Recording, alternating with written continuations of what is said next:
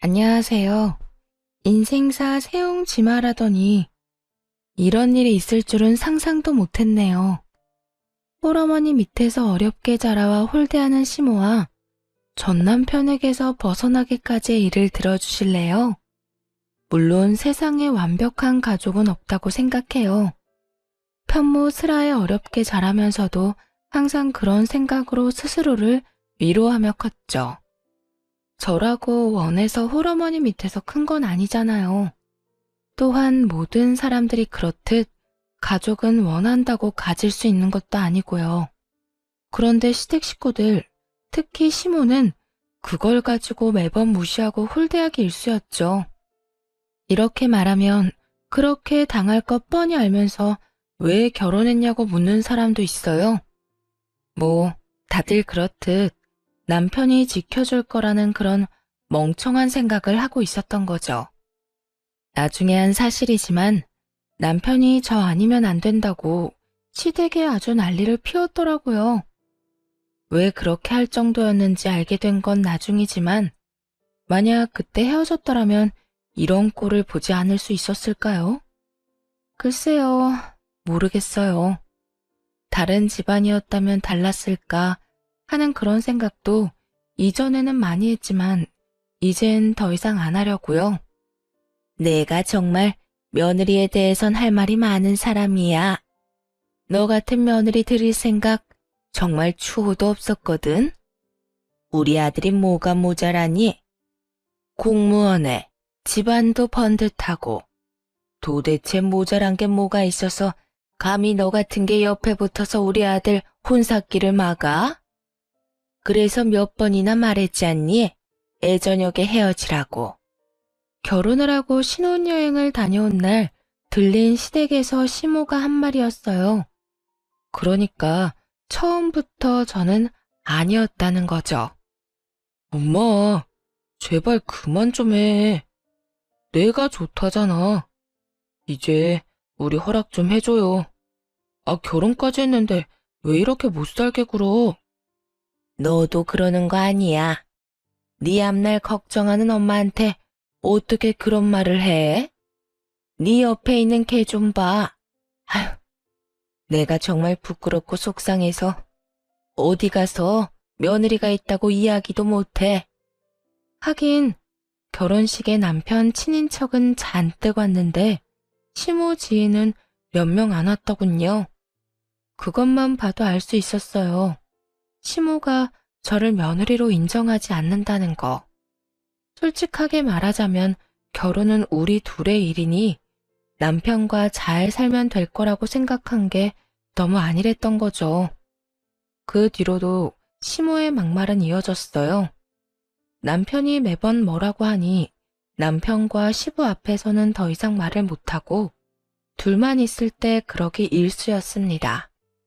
사사건건 트집을 잡아 저와 제 친정을 무시하는 이야기를 해댔죠. 똑바로 좀 하거라. 너 언제까지 아버지 없이 자란 티 낼래? 응? 시아버지 마음에 드는 게 그렇게 쉬운 일인 줄 알았니? 쓸데없는 짓 집어치우고 그냥 숨 죽인 듯 지내. 네 얼굴 보면 속 터지는 사람이 여기 한둘이야? 하긴 엄마 혼자 뭘 가르쳤겠어. 먹고 사느라 바빠서 애 교육은 뒷전이었겠지. 아으, 지긋지긋해. 언제까지 내가 네 뒤치다거리 다 해줘야 되니? 시부에게 사드리는 선물 하나조차 해도 그런 소리를 들어야 했어요. 게다가 밥상 차리는 것까지 시모에게 한 소리를 들어야 했죠. 그건 거기 아니야. 너는 밥상 차리는 거 하나도 제대로 못 배웠으면서 무슨 결혼을 한다고? 아유, 내가 뭘 바라겠어. 엄마 혼자 키운 딸려니 무식한 게 당연한 거겠지. 어쩜 순진하고 불쌍한 얼굴로 속만 뒤집어 놔? 지금 내가 하는 말이 심하다고 느껴지는 것 같지? 아니야. 그거 다들 그렇게 생각하고 있는 거야. 집안일도 제대로 못해서 보는 사람 속만 뒤집고. 도대체 네 어머니는 뭘 가르친 거니? 너도 그래. 그렇게 악착같이 살았다고는 하지만 재산도 없어, 가방끈도 짧아, 직업도 마음에 안 들어. 그렇다고 집안일을 제대로 하기를 해? 도대체 너희 집에서는 뭘 하고 산 거니? 먹고 산다고 바빴다는 말은 하지도 마. 홀어머니 밑에서 컸다고 그게 면죄부인 줄 아니? 그거 다 티가 나는 거야. 아무리 숨기려고 해도 사람들이 다 안다고, 부모 없이 큰 거. 뭐를 하든 트집을 잡아서 집안 욕을 하는 시모를 보며 물론 가만히 있지만은 않았어요. 처음부터 그럴 수 있었던 건 아니었지만요. 사사건건 트집을 잡으니 그냥 아무것도 안 했거든요. 그랬더니 이번에는 아무것도 안 한다고 화를 내더군요. 너 일도 안 하고 뭐 하는 거니? 어머님이 다 마음에 안 드신다고 하셔서요. 자꾸 배운 게 없다고 하시는데 배울 시간도 안 주셨으니 이참에 그냥 옆에서 어머님 하시는 거 지켜보면서 배울게요. 뭐? 야, 그냥 너 쉬겠다는 거잖아. 그럼 어떻게 하죠? 어머님은 제가 하는 모든 게 마음에 안 드시니 그냥 어머님이 하시는 게 나을 것 같은데요. 어머니도 마음에 안 드는 것 보면서 계속 입 아프게 말씀하시는 것보다는 낫지 않겠어요? 서로 보기 싫은 얼굴 안 봐도 될 테니까요. 누가 그렇게 놔둘 줄 알아? 제가 하는 게 싫으시면 어머님이 하셔야죠. 어머님 하시기 싫으시면 제가 하는 대로 그냥 놔두시던가요. 결국 시모는 혼자 일하는 건 죽어도 싫었는지 더 이상의 간섭은 하지 않았어요. 하지만 틈틈이 제 어머니와 저를 무시하는 발언은 전혀 멈출 생각이 없어 보였죠. 그러다 하루는 시조모님이 명절에 오신다는 이야기를 전해 들었어요. 우리 할머니 이번 명절에 오실 거야. 그때 결혼 전에 인사드리러 갔을 때 보고 처음이지? 응. 할머님은 어떤 분이셔? 이게 가장 중요한 문제였어요. 시모와 비슷한 사람이면 큰일이잖아요. 그런데 남편이 그러더군요. 할머니는 좀 힘들게 사셨어. 교통사고로 할아버지가 일찍 돌아가셔서 할머니 혼자서 아버지랑 고모를 키우셨거든. 한평생 자식들 지킨다고 재혼도 안 하시는 거 보면 진짜 대단하시지. 그때 남편 말을 들으며 좋은 생각이 났어요. 이거면 시모 뒤통수를 한 대 정도는 때려줄 수 있지 않을까 생각했거든요. 그렇게 명절날이 돼서 시조모님의 집에 방문했어요. 그래, 우리 손부 오랜만에 보는구나. 네가 참 고생이 많지? 아무래도 여자가 남자 집에 시집 오면 여러모로 힘든 일이 많은 법이야. 나도 그랬다. 많이 힘들었지. 남편까지 일찍 잃고 어린 두 남매 키우느라 얼마나 고생했는지 모른다. 그래도 이렇게 키워놓으니 얼마나 좋으냐. 아들도 번듯하게 자랐지. 이렇게 며느리까지 보고. 시주모는 힘든 그때를 떠올리는지 눈가가 촉촉해지더군요. 듣다가 이때다 싶어서 시주모에게 말했어요. 하긴 한부모 가정에서 자란 며느리나 사위를 좋아하는 사람은 없죠. 아버님도 결혼하시기 힘드셨겠네요. 사실 부모가 한 사람이라도 없으면 다 티가 난다고 하잖아요. 그만큼 분명 모자란 게 있을 테니까. 하나 남은 부모야 자식 새끼 먹이려고 뼈 빠지게 일하느라 남아있는 애들을 봐줄 사람이 없으니 가정교육도 제대로 못 배웠을 거고, 그러다 보면 주위 사람들도 그런 가정에서 태어난 사람은 별로 안 좋아할 테고요. 평소 시모에게 듣던 말이었죠. 그 말을 듣더니 시조모의 얼굴이 완전히 굳어버리더군요. 그러자 남편이 깜짝 놀라 말했어요. 당신 지금 그게 무슨 소리야? 당신도 편모 가정이면서 어떻게 할머니한테 그런 소리를 해? 시부도 표정이 굉장히 안 좋았어요. 그걸 보고도 뭐가 문제냐는 듯 아무것도 모른다는 식으로 대답했죠. 이게 잘못된 말이었나요? 죄송해요. 어머님한테는 매일 듣는 말이었거든요. 그래서 다른 사람들도 다들 그렇게 생각하는 줄 알았어요. 사실 이전에는 어머님이 저를 미워해서 그런 말을 하시는 거라고 생각했는데 아버님께서도 편모가정에서 자랐다는 이야기를 들으니 너무 과하게 생각했던 것 같더라고요. 그런 아버님이랑 결혼한 어머님이라면 아무런 사심 없이 이야기한 거겠구나 싶어서요. 그렇죠, 어머님? 제 말이 끝나자 이번에는 시모 얼굴이 하얗게 질렸어요. 그게 무슨 말이니? 내가 언제 너한테 그런 말을 했어? 너 이렇게 사람 함부로 모함하는 거 아니다? 모함이라뇨. 어머님이 평소에 하신 말씀 반에 반도 안 했는데요. 매번 너희 엄마한테 도대체 뭘 배운 거냐고 그렇게 말씀하셨잖아요. 오늘도 음식 준비하면서 그렇게 말씀하셔놓고선. 에미야, 너 정말로 손부한테 그런 소리를 했어? 어머님, 그게 아니라요. 그게 아니긴 뭐가 아니야. 내가 알기로 손부도 홀어머니 밑에서 자랐다는데. 설마 너 그걸로 저 어린 것한테 시어머니 노릇을 한 거야? 내가 언제 너한테 그런 거 하라고 가르쳤어?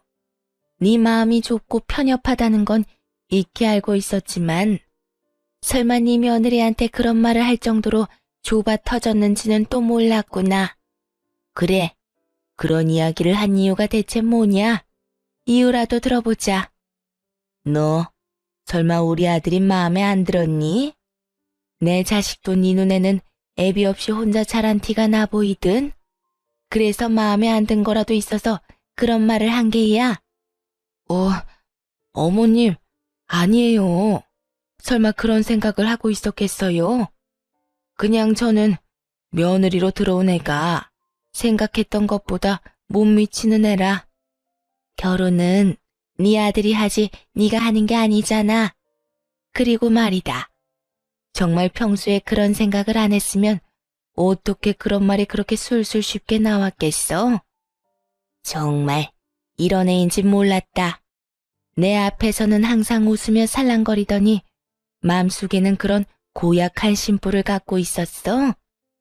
어머님, 죄송해요. 제가 실언을 했어요.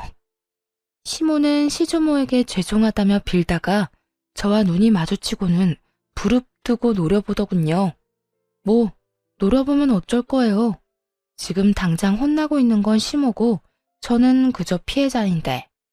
결국 시모는 무릎 꿇은 채로 시조모에게 미친 듯 혼나고 그 후 시댁 생활이 좀 더 편해질 수 있었죠. 시조모가 시모를 혼낸 다음 그러시더군요. 아가, 그런 말 귀담아 듣지 말거라. 정말 편협하고 속 좁은 인간들이나 그렇게 생각하는 거야. 나라고 애 아빠를 일찍 잃고 싶었겠니? 그게 사람 마음대로 안 된다는 거 잘 알고 있다. 네 시어미가 하는 말에는 너무 마음 두지 말어. 그리고 앞으로도 저런 쓸데없는 말 짓거리면 나한테 전화해서 이야기하거라. 네 시어머니한테 한마디 해줄 테니. 그 이야기를 듣는데 마음이 든든하더군요. 그렇게 시모에게서 벗어날 수 있었어요. 시주모에게 잔소리를 듣고 일어나던 시모가 분한 듯 노려봤지만 뭐 어쩌겠어요. 이미 시조모에게 시모는 찍혀버린 것을요. 그동안 시부가 홀어머니 밑에서 컸다는 걸 몰랐는데 자기 부군이 그런 환경에서 자랐다는 걸 알면서도 그런 식의 욕을 할 수 있었던 시모가 어찌 보면 참 대단하기도 했죠. 그렇게 시모가 당한 뒤로는 절대로 그런 이야기를 안 하더군요. 시조모가 제 전화번호까지 받아갔거든요. 정기적으로 연락하라고요. 효과가 좋았죠. 그래서 저는 앞으로도 이렇게 평온할 줄로만 알았어요. 그 다음에 다가올 비극은 더 큰 것이라는 것도 알지 못하고 그 일이 있고 몇 달 뒤의 일이었어요. 그날은 몸이 안 좋아 일찍 집에 가 있는 상황이었어요. 남편이 왔는데 마중도 나가지 못할 정도로 기진맥진해 있었죠. 남편은 그날 회식을 하고 2차까지 갔다가 늦은 저녁이나 되어 돌아왔어요.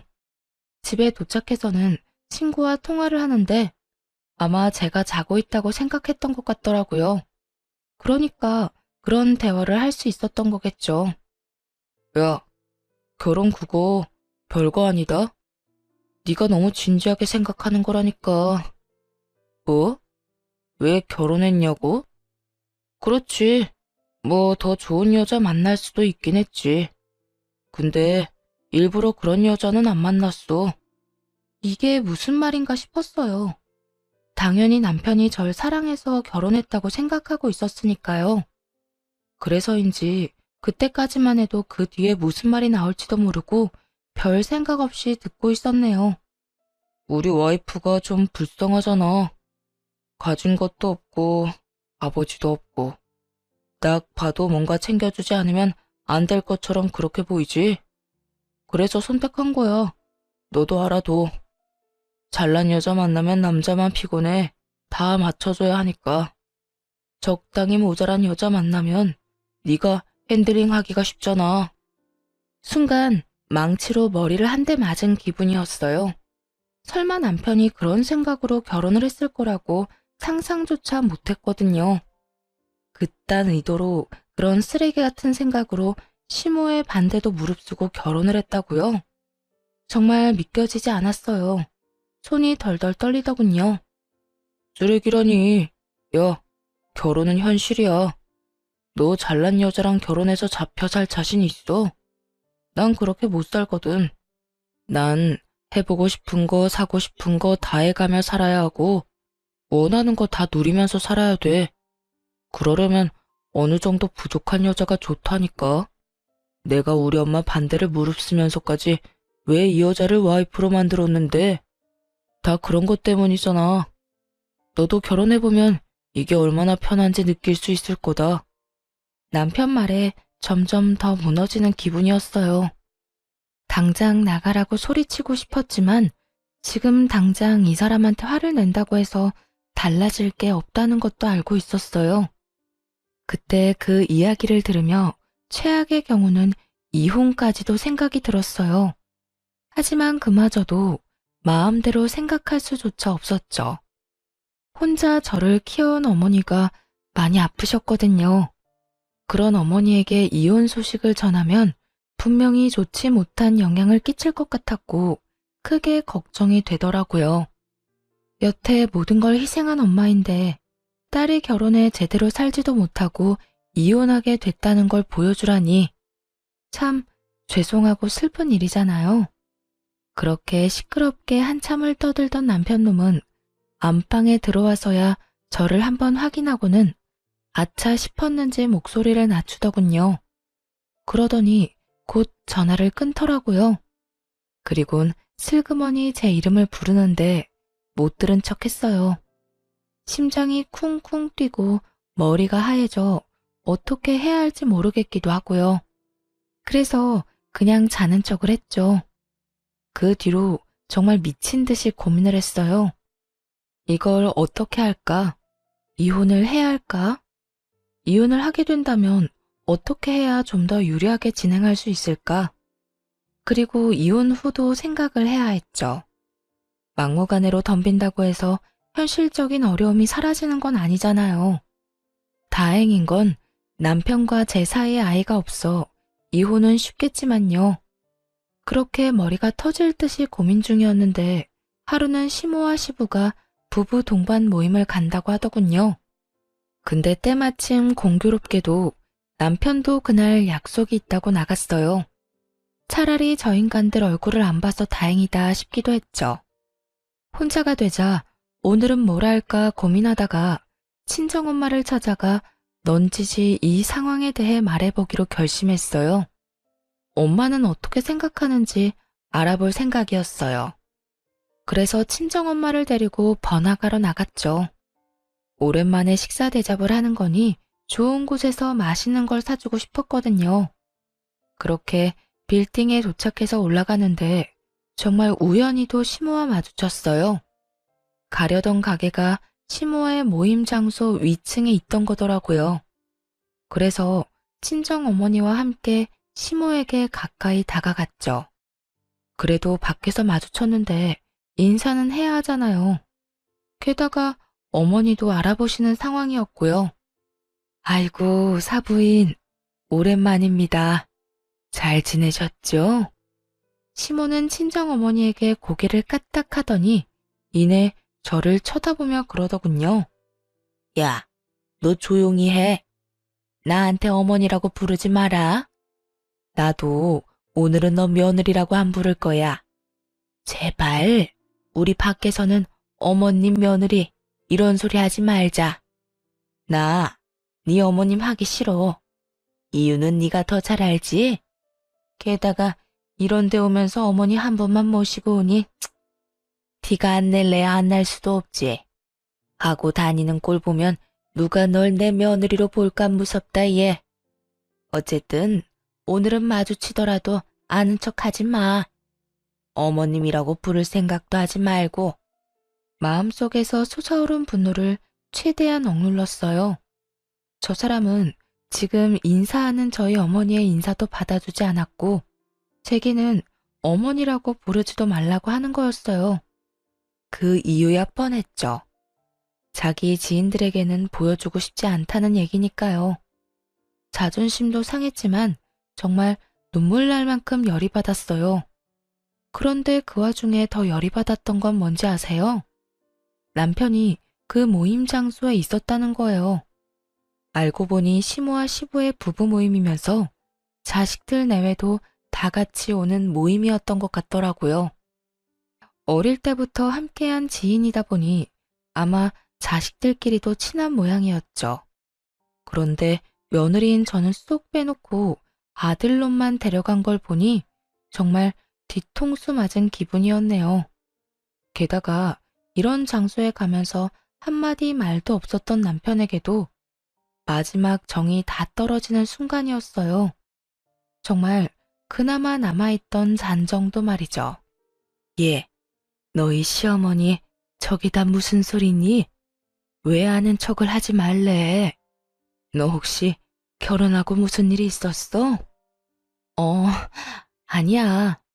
엄마 먼저 위에 가서 잠깐 있어. 아버님한테 인사만 하고 갈게.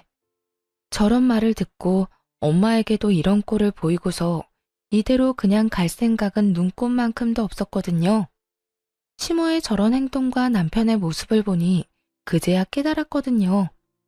여기서 아무리 더 불행해진다고 한들 저 인간들이랑 같이 살면 그거야말로 더 불행하면 불행했지 나아지진 않겠구나라는 걸요. 거기까지 생각하고 일부러 시부를 찾아갔어요. 시부를 찾는 건 쉬운 일이었어요. 남들보다 키가 크셨거든요.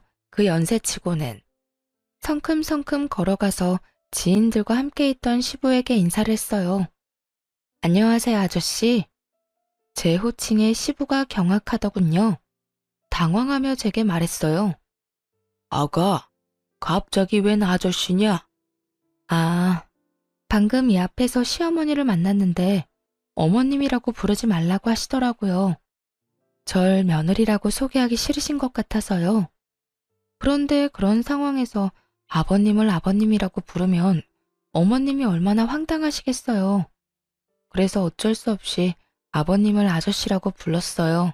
죄송해요. 그런데 어머님도 참 너무하시네요. 아무리 제가 탐탁지 않다고는 하셔도 그렇지 제 어머니의 인사까지 그렇게 무시할 필요가 있었을까요? 그 말에 시부 얼굴이 순식간에 당황으로 변하더군요.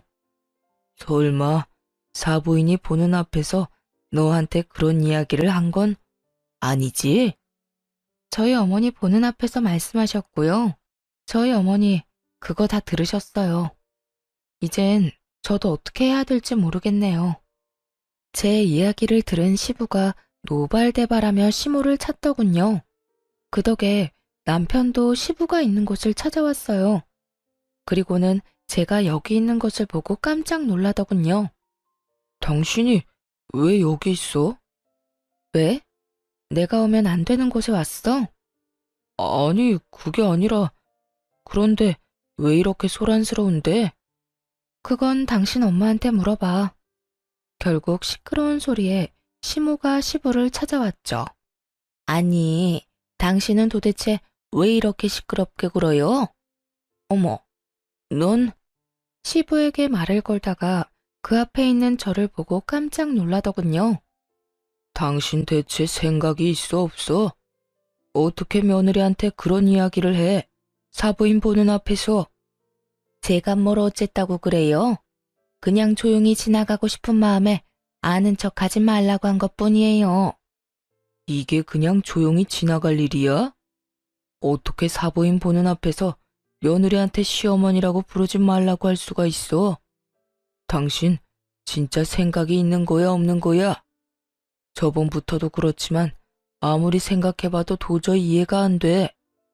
왜 이해가 안 돼요? 난 이해가 되는데. 애초에 저런 애 며느리로 받아들일 생각 없었다고요. 쟤보다 훨씬 괜찮은 여자애도 많았는데 왜 저런 애가 우리 아들 와이프인 거예요? 대체 왜? 당신은 그게 싫지도 않아요? 그 수많은 재원들. 집안도 빵빵하고 얼굴도 예쁘고 돈도 잘 버는 그런 애들이 줄을 섰었는데 왜 꼭 저 여자애냐고요? 아무것도 없잖아요. 돈도 없고 그렇다고 집안이 좋은 것도 아니고. 지금 그걸 말이라고 해? 당신 아들이 좋다잖아. 좋아해서 결혼한 사람한테 뭘 더 바라는 건데. 두 분이 크게 싸울수록 남편놈 표정은 일그러져 가더군요. 그러더니 저를 어디론가 끌고 갔어요. 그렇게 조용한 곳에 도착하고서 곧 따지듯이 묻더군요. 아무리 그래도 그렇지. 사람이 이렇게 많은데 어떻게 두 분 싸움을 붙일 수가 있어? 너 이거밖에 안 되는 애였어? 이야기를 다 듣긴 들은 거야? 내가 당신 어머니한테 어떤 취급 받았는지 당신이 알고 그런 소리 하는 거냐고. 엄마가 당신한테 그런 얘기하는 거 하루 이틀 일도 아니잖아. 그거 하나를 못 참아서 이런 일까지 벌이는 거 넌 너무하다고 생각하지 않아? 우리 가족한테 미안하지도 않냐고. 내가 뭘 미안해해야 하는데? 너희 어머니한테 어머님이라고 안 부른 거? 아버님한테 아저씨라고 부른 거? 그럼 아는 척하지 말라는데 무시하고 왔어야 했어? 놀란 우리 친정엄마 놔두고? 너야말로 나한테 미안하지도 않아? 넌 왜 나한테 거짓말하고 여기 왔는데? 너도 내가 마누라인 거 어디 가서 말하기 싫어?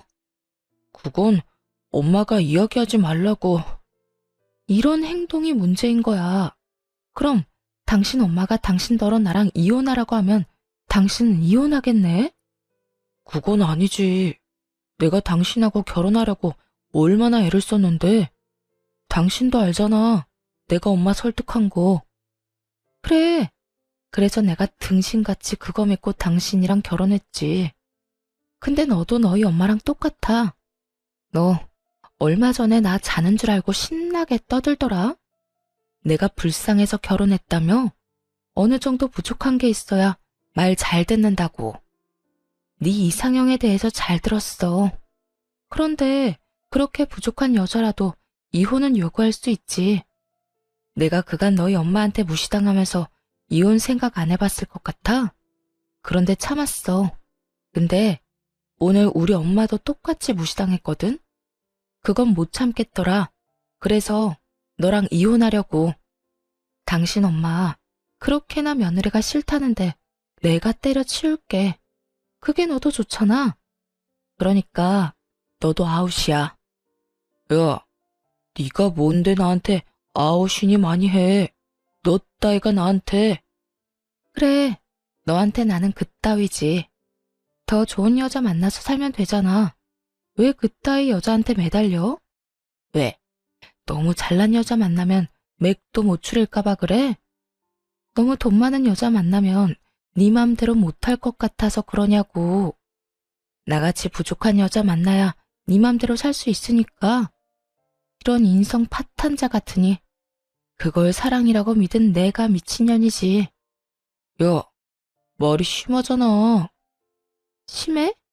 네가 더 심해, 이 나쁜 놈아. 너도 네 엄마도 최악이라고. 부족한 마누라가 다루기 쉽다고? 그 부족한 마누라한테 이혼이나 당해봐. 그날 그렇게 남편놈에게 이혼을 요구하고 친정엄마와 식사를 했어요. 그리고 친정엄마에게 이혼 이야기를 슬쩍 꺼냈죠. 자세한 이야기는 하고 싶지 않았는데 그걸 아셨는지 어머니도 더 묻지는 않더라고요.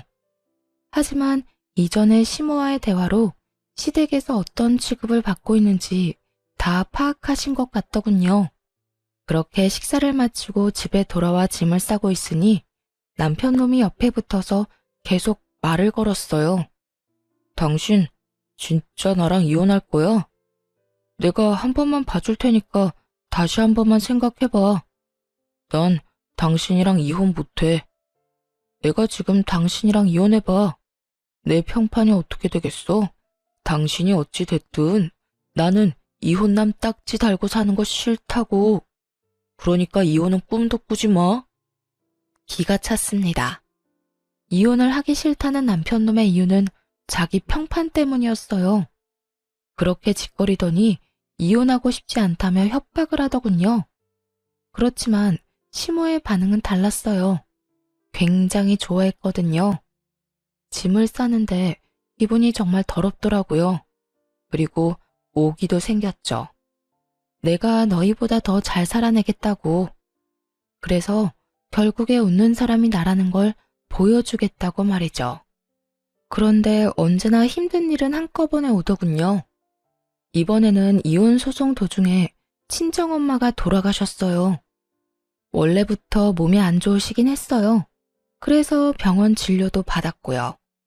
그런데 시모와 마주치고 저의 상황에 대해 아신 뒤로 컨디션이 급격히 안 좋아지시더니 그렇게 손 쓸 틈도 없이 돌아가셨죠. 너무 힘들었어요. 그런데 어떤 멀끔한 아저씨가 와서는 부의금으로 1억을 내고 가신 분이 계셨어요. 그것도 제게 직접 전해주셨죠. 그 아저씨를 붙잡고 물어봤어요. 왜 그렇게 큰 돈을 준 것인지. 내가 아가씨 엄마한테 신세를 많이 줬어. 사실 그 돈으로도 모자라지. 더 주고 싶은데 아가씨가 그걸 안 좋아할 수도 있다는 생각이 들어서 자제한 거야. 엄마에게 신세를 졌다고요? 엄마는 그런 얘기 없었는데. 혹시 혼자서 하기 힘든 일 있거나 버거운 일 있으면 나한테 연락해요. 나라도 대신해서 열심히 아가씨 도와줄 테니까. 그 정도로 아가씨 엄마한테 내가 갚아야 할 게 많은 사람이거든. 어쨌든 저는 그 친절한 아저씨가 준 돈과 어머니가 남긴 유산으로 집을 구하기로 했어요. 여자 혼자 집을 보러 다니면 위험한 일이 있을 것 같아 그 아저씨에게 조심스럽게 연락을 했죠. 그리고 생각보다 좋은 집을 생각보다 좋은 조건에 계약할 수 있게 됐어요. 그 아저씨는 저와 함께 다니며 아주 꼼꼼하게 모든 걸 다 알아봐 줬어요. 무엇보다 안전한지부터 확인하더군요. 참 고마운 분이셨죠. 그래서 집 계약한 날 아저씨에게 식사 대접을 하기로 했어요. 그런데 그곳에서 정말 우연찮게도 다시 시모와 마주쳤어요. 아무래도 생활권이 좁은 지방인데다가 남편과 자주 다니던 곳이 시모의 단골 가게이기도 하니 계속 마주치게 되더라고요. 아이고, 너도 참 대단하다. 우리 아들이랑 이혼 준비하면서 아저씨를 만나? 벌써부터 다른 남자 잡아서 결혼하려는 생각이니? 정말 천박하다, 천박해. 어머니 혼자 키워서 그런지 생각하는 게 남들이랑 아주 달라요. 하긴 이제 너도 알 거야. 그게 딱 네 수준이라는 거. 우리 아들이랑 헤어져 주는 것만으로도 고마우니까 내가 더 이상 아무 말은 안 할게. 근데 이건 꼭 말해야겠다. 무슨 일로 여기 왔는지 모르겠지만 오늘은 다른 데서 식사해. 오늘 우리 아들 여기서 중요한 약속이 있어. 그러니까 네가 나가줘. 그 이야기를 듣고 있는데 정말 어이가 없더라고요. 이 가게가 자기 것도 아니면서 뭘 나가라 말아요. 한마디 하려는데 옆에 있던 아저씨가 참지 못하고 나섰어요. 아줌마는 뭔데 우리더러 나가라고 하는 겁니까? 아줌마가 이 가게 사장님이라도 돼요? 사장은 아니지만 이 애랑 내가 그리 좋은 사이는 아니거든요. 그리고 그쪽도 딸 같은 애 데리고 이런 데 와서 밥 먹고 그러는 거 좀 그렇지 않나? 남들 보기 얼마나 부끄러운지도 모르고. 하긴 그런 짓 저지르는 사람들은 부끄러움도 모르더라. 저 아저씨를 싸잡아 모욕한 시모의 입은 정말 한 대 쳐주고 싶을 만큼 얄미웠어요. 제가 여기 사장 지인입니다. 아주머니야말로 정신이 나갔네. 나랑 이 아가씨가 어떻게 그런 사이로 보여요? 뭐 눈에 뭐만 보인다더니 생각하는 것도 천박한 것이. 아가씨는 대체 이런 사람이랑 어떻게 하는 사이야? 지금 이혼 소송 중인 전 남편 어머니예요. 아, 이 아줌마가 아가씨 엄마를 무시했다던 그 사람이에요? 아가씨도 무시하고? 네, 저희 엄마가 인사하셨는데 인사도 다 무시하고 엄마 보는 앞에서 저한테 어머님이라고 부르지 말라고, 너 같은 며느리 부끄러워서 어디 내놓기 힘들다고 그렇게 말씀하셨던 그분이세요. 제 말이 끝나자마자 아저씨는 시모를 아래 위로 훑어봤어요. 그런데 시모도 지지 않고 아저씨를 아래 위로 훑어보더군요. 그러더니 아저씨 하는 말은 싹 다 무시하고 저한테 이야기하더군요. 안 나갈 거면 우리 아들 방해나 하지 마. 우리 아들 오늘 선 보는 자리야. 선볼 여자분 집안이 빵빵한가 보죠. 빵빵하다 마다. 부모님이 의사야. 그것도 꽤나 큰 병원에 계시고 너하고는 비교조차 안 되지. 그럼 학교도 좋은 데 나왔겠네요. 당연한 얘기 아니니? 인서울의 유명한 대학 나와서 해외 유학까지 한 채원이야. 한마디로 엄청 잘난 여자란 얘기네요. 뭐 어차피 안 될 것 같은데 잘해보세요. 제가 그렇게 말하자 저에게 따지고 싶어 하던 시모가 입구 쪽을 보고 살짝 눈이 굳었어요. 며느리감으로 시모가 점 찍어놓은 여자가 들어오고 있었던 거죠. 시모는 제게 한마디도 없이 후다닥 그 여자가 들어오는 곳으로 향했어요. 그걸 뒤로 하고 아저씨와 식사를 하고 이야기를 나누고 있었어요. 그런데 예상보다 일찍 남편의 선자리가 끝났더군요. 게다가 주선자들이 있는 상태로 말이죠. 여자 쪽 사람들이 나가자마자 시모가 제게 왔어요. 도대체 이게 다 무슨 일이냐? 너 뭔가 알고 있지? 마지막에 그 아가씨 오기 전에 너 나한테 뭐라고 했잖아. 그런데 시모가 그런 이야기를 하는 도중 남편 놈이 저를 알아보고는 딱 달려오더군요. 당신도 여기 있었어? 날 봤으면 아는 척 해야 될 거 아니야. 그리고 옆에 이 아저씨는 누군데? 너 설마 그동안 다른 남자 만났어? 너 우리 이혼 소송 기간이라도 다른 남자 만나면 유책 배우자 되는 거 몰랐어? 와, 너 진짜 웃긴다. 얌전한 고양이가 부뚜막에 먼저 올라간다더니. 이 녀석아, 좀 가만히 있어봐. 엄마 이야기하잖아. 어서 이야기해봐. 너 도대체 뭘 아는데? 저 여자가 우리 아들 싫다고 할 줄 알았느냐고. 어머님은 아드님을 정말 모르시네요. 그 아드님 이상형이 어떻게 되는지 알아요? 어떤 여자랑 결혼하고 싶어 하는지는 알고서 선자리 봐주시는 거냐고요. 여자가 예쁘고 똑똑하고 돈 많으면 됐지. 돈도 잘 벌고. 그거 아니야? 어머님 아들은요, 그런 여자가 이상형이 아니에요. 한눈에 봐도 불쌍해 보이는 여자가 그 사람 이상형이거든요. 그런 인간한테 매번 잘난 여자를 들이밀면 당연히 싫다고 하는 거죠. 우리 아들이 왜 그런 여자를 좋아해? 너 미쳤니? 네가 우리 아들 이상형이라고 말하고 싶은 거야? 설마요. 누가 불쌍한 걸 이유로 이상형이 되고 싶겠어요? 저도 우연히 들어 알았어요. 저 사람이 다른 친구랑 통화하는 거. 그때 그러더라고요. 뭐 하나 부족해서 다루기 쉬운 여자, 그런 여자랑 결혼하라고. 친구한테 조언까지 해주던데요. 잘난 여자는 자기 잘난 거 알아서 남편 얘기 듣지도 않는다고 말이죠. 그러니까 쉬운 여자를 원하는 거죠. 그런데 똑똑하고 돈 많고 빵빵한 여자 중에 쉬운 여자가 있어요? 없지. 이야기가 끝나가자 심호 표정이 정말 썩어버리더군요. 저한테 매달리는 것도 사랑해서 그런 거 아니에요.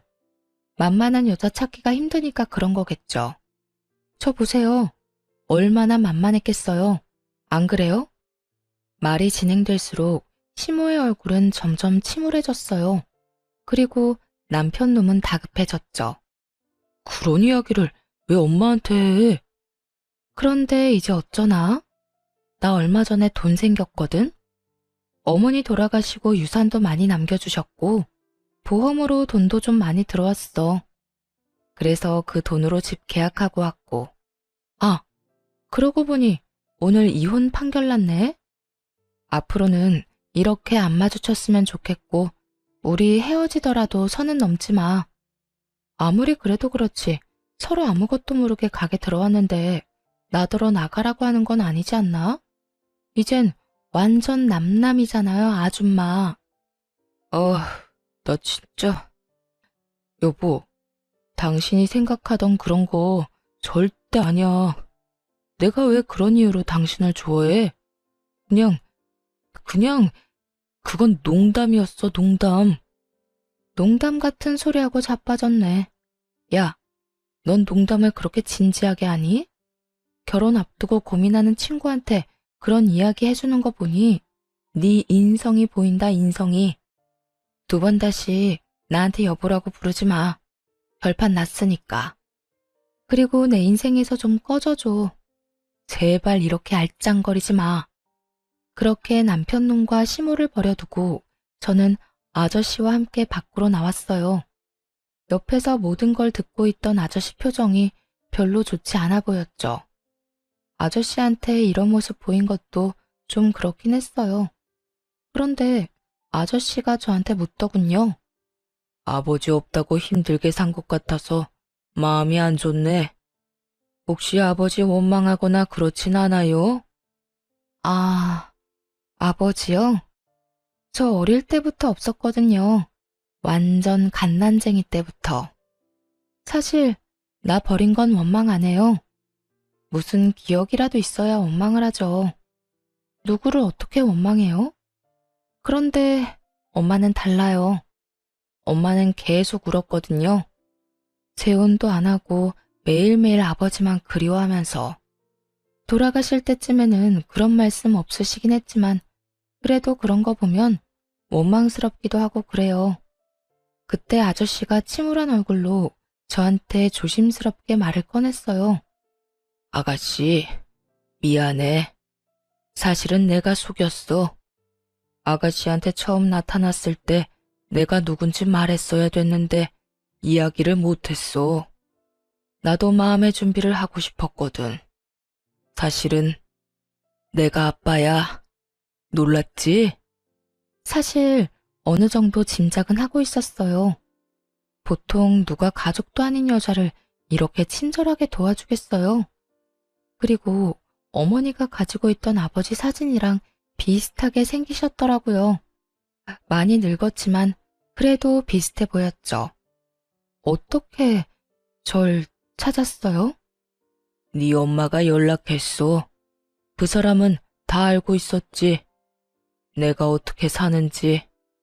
그렇게 우리 어머니한테 쫓겨나다시피 나가고서는 내가 아무리 찾아도 못 찾던 그 사람이었는데 죽을 때가 다 돼서 그런가 남겨진 딸 생각 때문에 그랬나? 나한테 연락이 왔더라고. 우리 딸 지켜달라고. 참 울컥했어요. 여태껏 피해 다녔던 아버지에게 연락한 이유가 저 때문이라는 걸 알게 돼서 아마 살 날이 얼마 남지 않은 것을 당신도 아시고는 연락하신 거 아니에요. 그때 시어머니가 저와 친정엄마를 무시한 일 때문에 엄마도 충격받았던 것 같아요. 제가 시댁에서 그렇게 무시당하는 걸 어머니가 그때 처음 아셨거든요. 마지막 가는 길에 짐만 안겨드린 것 같아 죄송한 마음뿐이었어요. 그렇게 저에게는 다시 새로운 가족이 생겼어요. 어머니가 돌아가시고 아버지가 생긴 거죠. 아버지는 뭐든 해주고 싶어 했어요. 이혼하고 얼마 후 미용 관련 자격증을 따기로 했어요. 그렇게 공부를 하고 어렵게 자격증을 따고 나니 아버지는 이번에는 가게를 차려주고 싶어 했어요. 자격증을 딸 때도 아버지가 물심양면으로 다 지원해 주셨는데 바로 가게까지 차려주시려 할 줄은 상상도 못했죠. 그때만 해도 혼자서 일할 수 있는 작은 상가 정도겠거니 생각했어요. 그런데 아버지가 보여준 상가는 제 상상과는 전혀 달랐어요. 그 지역 내에서도 최고 번화가한 거리에 있는 상가 1층이었거든요. 임대료도 엄청 높았고 혼자서 이 큰 매장을 이끌어간다는 건 상상도 되지 않더라고요. 하지만 아버지는 뭐 어떠냐고 일단 보기나 하라는 반응이었어요. 그래서 저도 별 부담 없이 그냥 보기는 했죠. 아버지가 딸한테 잘 보이고 싶었나 보다. 이 정도로만 생각했거든요. 그렇게 상가를 둘러보는데 전 시부와 전 시모를 마주하게 됐어요. 같은 생활권이라는 게 참 짜증나더군요. 이렇게 마주치는 일이 있으니까요. 네가 여기는 웬일이냐? 상가를 볼 일이 뭐가 있어? 돈도 없고 아무것도 없는 게 여기 와서 허세나 피우고 있니? 남들한테 돈 많은 것처럼 보이고 싶었어? 그리고 이 아저씨는 도대체 누군데 매일 끼고 다녀? 우리 아들이랑 이혼하고 이런 늙은 아저씨랑 만나고 다니는 거야? 정말 네 수준도 알만하다 알만해. 그런데 전 시모 옆에 있는 전 시부 표정이 조금 이상하더군요. 그러더니 전 시모를 말리기 시작했어요. 여보, 그만해. 이제 남인 사람 왜 자꾸 그렇게 신경을 긁어? 그만 좀 해. 아니, 당신은 열받지도 않아요? 우리 아들이랑 이혼하고 벌써 저런 늙은 남자 물어서 동네를 돌아다닌다는 게 전 정말 짜증나요. 그래, 얘, 너랑 정말 잘 어울린다. 어쩜 얘나 지금이나 변한 게 없어. 아빠 없이 커서 아버지 뻘 되는 사람한테 끌리니? 그런 주제에 우리 아들이랑 결혼은 왜 했어? 입에서 나오는 그 더러운 소리를 듣고 있으려니 기분이 나빴어요. 듣다 못해 한마디 하려고 했더니 옆에 있던 아버지가 코웃음을 치며 전 시모에게 말했어요. 내가 듣자 하니 우리 딸이 돈 없고 편모스라에 컸다고 그렇게 못되게 굴었다지? 그런데 이거 어쩌나? 이제 아빠가 생겼는데 당신네들이 보려고 하는 이 상가 내 거야. 당신들이 들어와 있는 이 빌딩도 내 거라고. 나는 내 거 당신 같은 인간들한테 빌려줄 생각 요만큼도 없어. 내 거는 우리 딸 거지. 이 빌딩도 마찬가지고. 나 죽으면 우리 딸이 가질 건데 어때요 기분이? 아까워서 죽을 것 같지? 한 달만 참았으면 이 재산도 당신 아들한테 돌아갔을지도 모를 거 생각하니까 눈앞이 빙글빙글 돌지. 사람 괴롭히면서 나쁘게 군 죄값 받는다고 생각해. 한평생 동안 죽을 때까지 당신들이 가질 수 있었던 거 보면서 후회나 하고 살아. 내 딸은 내가 준 부동산 가지고 떵떵거리며 살 테니까. 아버지 말을 듣는 전 시모의 얼굴은 경악으로 물들었어요. 아무것도 없는 빈털터리에 이혼한 전 며느리가 갑자기 건물주의 딸이 되어 나타난 거나 다름없잖아요. 게다가 전 남편과 이혼한 지 한 달이었어요. 한 달 만에 전 며느리 처지가 바뀌었으니 자기 딴에는 또 얼마나 억울했겠어요. 어이없죠? 실제로 자기 것도 아니면서. 잠깐만. 진짜야? 진짜로 너희 아버지야? 이 빌딩 주인이고? 나한테 거짓말하는 거 아니지? 그때 아버지가 관리인을 불렀어요. 여기 있는 사람들 내보내요. 톡 시끄러운 인간들이니까. 진짜로 경비원들과 관리인들이 전 시부와 전 시모를 내보내기 시작했어요. 그때가 되니 전 시모 얼굴이 완전히 놀라버리더군요. 그렇게 가게 밖으로 쫓겨나간 전 시부와 전 시모는 서로 탓하며 싸우기 시작했어요. 당신은 제발 그 성격부터 좀 고쳐. 저번에도 사람들 보는 앞에서 며느리한테 그딴 짓 해서 사람들이 우리를 우습게 하는데 지금도 봐.